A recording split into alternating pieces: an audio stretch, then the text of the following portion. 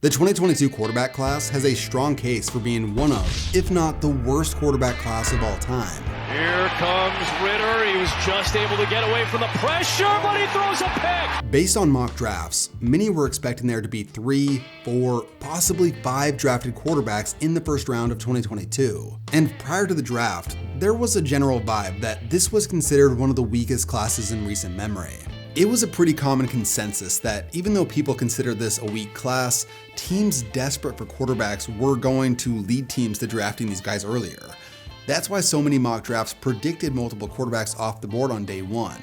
Despite this, NFL front offices clearly had a different read on this draft than the media, as just one quarterback was selected in the first 73 picks. In today's video, we will take a look at just how bad this quarterback class has been and see how it compares to other infamously bad quarterback classes so far. Now, before we go on to our first quarterback, this video is brought to you by SeatGeek. Football season's over, unfortunately, but with the weather slowly starting to get better, I know I'm going to be trying to get out to some events, maybe a baseball game soon.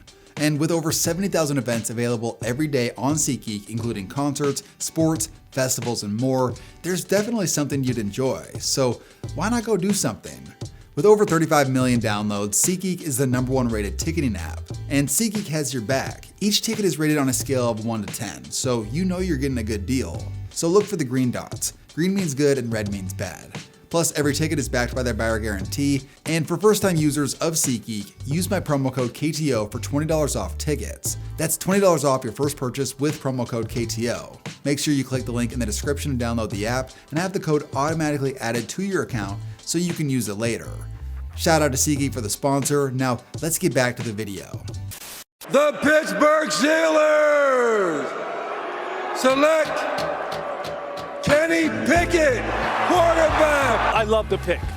Okay. You saw how emotional he was. He's perfect for Pittsburgh. I think he's going to have a great career. Kenny Pickett came out of nowhere as a prospect. He had been the University of Pittsburgh starting quarterback for years and never really did much as an average quarterback there until his 2021 breakout season. The jump in performance was night and day as he threw more touchdowns than his previous 4 seasons combined. He helped Pittsburgh win the ACC, achieving their best record since 1976, and he placed 3rd in the Heisman.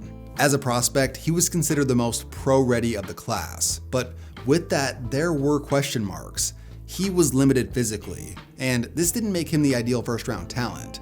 One of those traits was he had small hands, which became a meme that would stick with Pickett in the pros.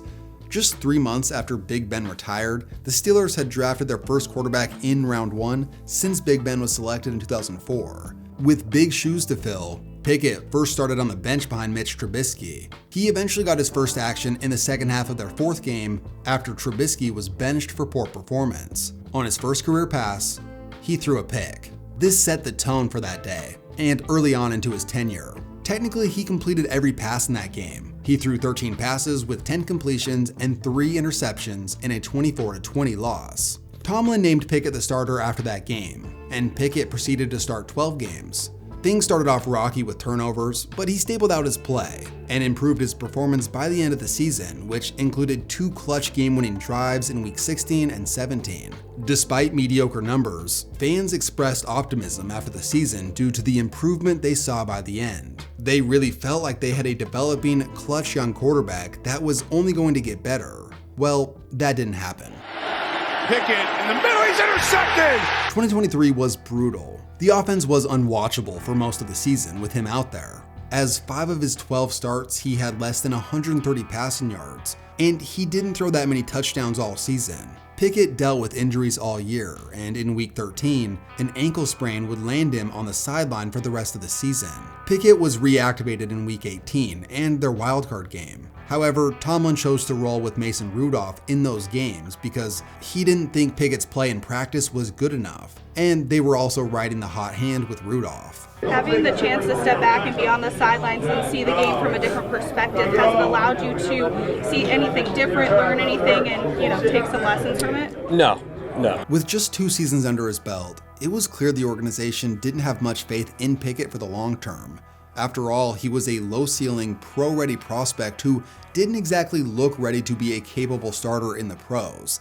He had a few clutch moments here and there, but his typical play from drive to drive, game to game was not cutting it. The Steelers made their intentions known when they signed Russell Wilson in the 2024 offseason. This led Kenny Pickett to requesting a trade that the team granted. Pickett was traded for basically nothing to the Eagles, which really showed us how much the league valued him. And there he became Jalen Hurts' backup. The most notable thing that Pickett did that season was take a knee at the end of the NFC Championship and also took a knee at the end of the Super Bowl. This later developed into a meme. You no longer called him just Kenny Pickett, no. He's Super Bowl winning quarterback Kenny Pickett. Anyways, Super Bowl winning quarterback Kenny Pickett was traded to the Browns for peanuts the following offseason, before being traded again to the Raiders prior to the regular season kicking off. There he served as Geno Smith's backup. He did start 2 games, which were atrocious. Overall, the trajectory of Pickett's career reminds me a lot of Josh Rosen. These were 2 guys who were considered the most pro-ready quarterback of their class that ultimately weren't good enough to be reliable starters in the NFL. The term pro-ready has almost become a negative trait because it usually means, hey, this guy played a long time in college and he's coachable, but not overly gifted. To me, that sounds like a typical backup NFL quarterback. So as far as quarterbacks go, round 1 of the 2022 NFL draft produced 1 backup level quarterback. What about the rest of the rounds? Well, like I said, there wasn't another quarterback selected in the first 73 picks. In the middle of the 3rd round, we saw Desmond Ridder, Malik Willis, and Matt Corral get selected.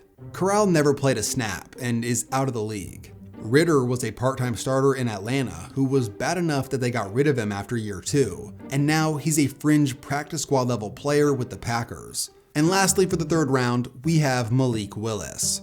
After transferring from Auburn due to a lack of playtime, Willis became a star at Liberty.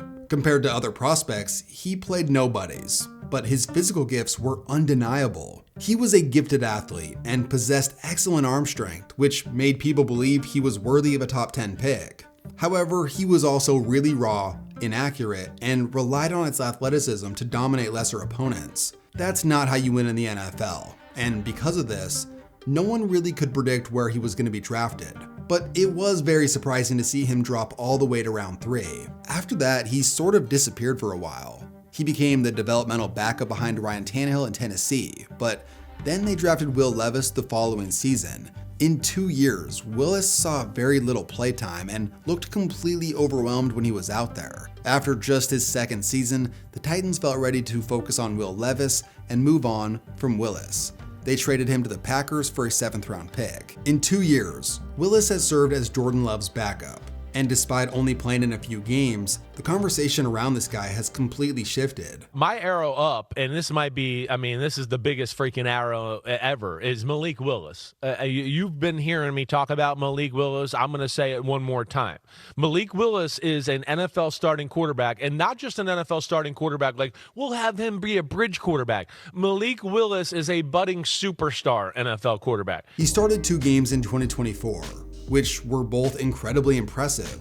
Then every time he filled in for Love in 2025, he continued to play at a ridiculously high level. He made that 1 start against the Ravens, and in that game, he looked like a one-man army. He produced nearly 300 passing yards and a touchdown with only 3 incompletions, while also rushing for 60 yards and 2 touchdowns.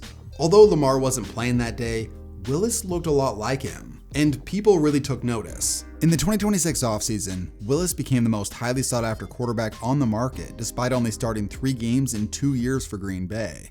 He eventually landed a 3-year, $67 million deal with the Dolphins, and it'll be interesting to see how it goes for him there, but it's going to be tough since they seem to be getting rid of all his good receivers. For the rest of the class, we have 4th rounder Bailey Zappi, who's a backup with the Jets. 5th rounder Sam Howell had 1 decent season with Washington, but is now a backup. And then 7th rounds Chris Oladokun and Skylar Thompson are both backups as well. Overall, this may be the worst quarterback class of all time. It's probably the most irrelevant today in the league. Well, outside of Mr. Irrelevant himself. The San Francisco 49ers select Brock Purdy, a quarterback from Iowa State. Brock Purdy was the final pick of the 2022 NFL Draft. He was a small and perceived low-ceiling projected backup who didn't test well. Guys with similar scouting reports are often practice squad level players who are lucky to ever step foot onto an NFL field. Now, with that said, he definitely had traits that would get coaches excited, and clearly Kyle Shanahan saw these traits. He was accurate, showed high-level command of the offense, and had natural poise in the pocket. He was a perfect fit inside the Shanahan system. At the very least, he could be a good practice squad guy to go against the defensive starters. And from the beginning, he gave them a hard time. Now, if it weren't for multiple quarterback injuries, many of us probably never would have heard of this guy. Former 3rd overall pick Trey Lance suffered a season-ending injury early in the season. Then Jimmy G injured his foot in week 13, which required surgery. With the Niners in the playoff hunt, they had no choice but to turn to Brock Purdy.